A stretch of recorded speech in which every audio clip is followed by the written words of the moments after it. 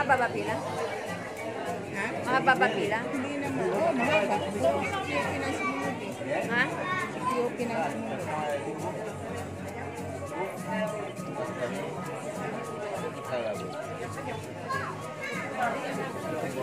May merong maging. Gusto ko yung maging. So, bababa na tayo. Asa Africanes. Asa Africanes. Asa Africanes. Okay, we're going inside the Soreq Cave.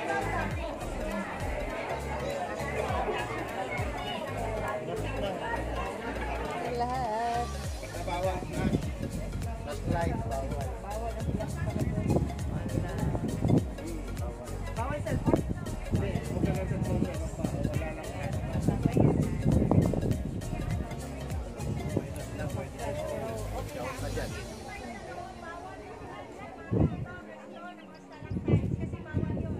Saka bawal din hawakan. Yung mga stalactite. Bawal hawakan.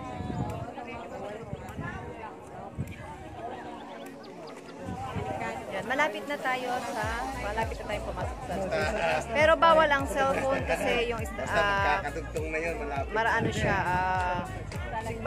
magano parang magano siya sa stalactite na ano yung mga ano ng Soreq Cave. So bawal siyang bawal ang flash. Kasi madilim doon. That's right. Hindi tayo sana may signal pa para may Mahirap na ito lang, lalim kaya. Wala din, pagpicture mo doon. Hindi, yung mga magagandang yung magagandang cellphone, kaya niya mag-picture. Kahit walang ano. Hindi na maganda eh. sana maganda to. Yung mga Sana bago yung ngayon. cam nito. Ang problema naka-live kasi tayo. Kasi dati pinagawa lang kami pagpicture na yun. Yun.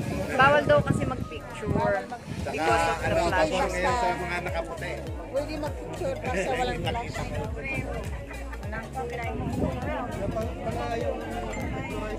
So pwede yan.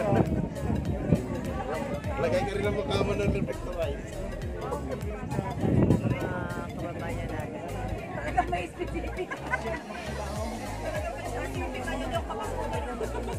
Hindi mo lang magiting pangalan niya.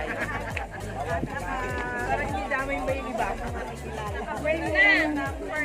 Okay, pupunta na tayo. Papasok na tayo. Sa kuweba. Sisinin muna tayo. Explain. Walang magingay sa loob.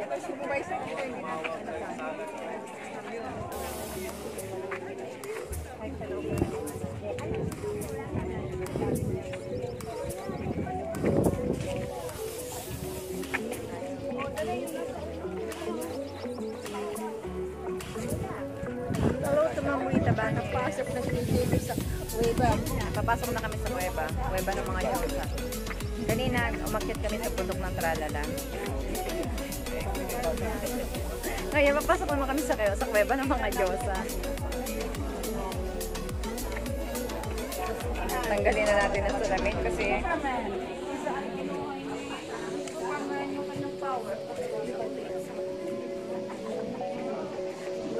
hello, madam. Ayan. Sayang, kung hindi tayo nakalive, pwede sana tayong mag-picture. Pero pwede kong patayin para makapag-picture tayo. We're here now. Stalactite, ayan. Stalactite. Ay, pwede pala eh.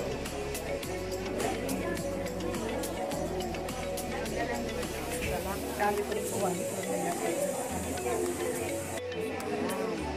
Kapalik tayo.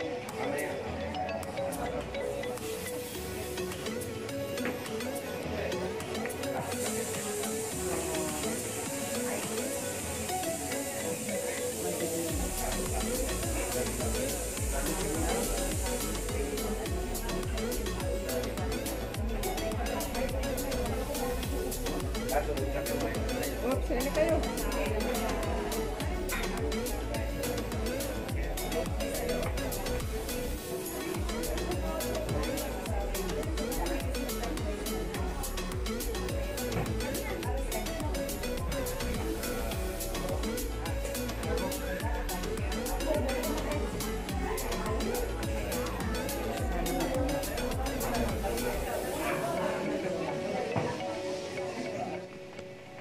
Soreq Cave was discovered by chance last May 1968 and opened to the public at 1977. Soreq Cave is the only showcase in Israel. It was discovered during quarry works. Around the cave, numerous limestone quarries produce limestone for cement and for the typical natural stone faces of the Jerusalem houses. Several years ago, the popular mayor of Jerusalem made a law that all new buildings in Jerusalem must have a natural stone facade. Since then, the limestone industry in Israel booms. However, the quarry around Soreq Cave is now a nature preserve and mining is stopped.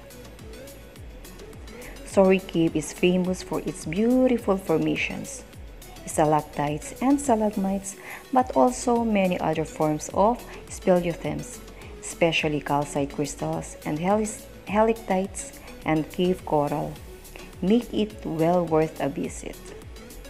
The dripstone walls are very impressive. A dripstone wall is not a type of speleothem, but a specialty of Soreq Cave.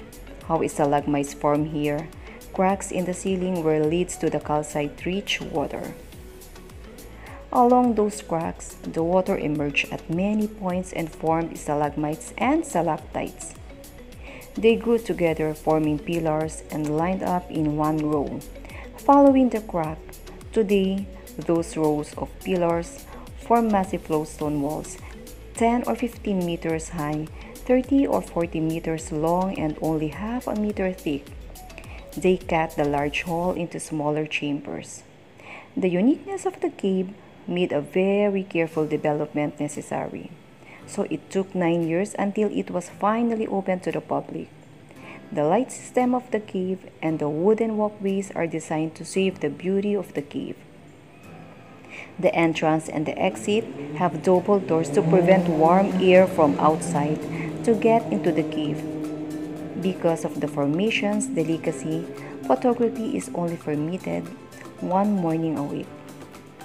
The light system is computer controlled. The brightness is very low, just a sort of emergency lighting, but when the tool reaches a point, the guide starts a program and the light highlights the most impressive formations. This system designed to reduce the needed light and the amount of the heat it produces is extraordinary.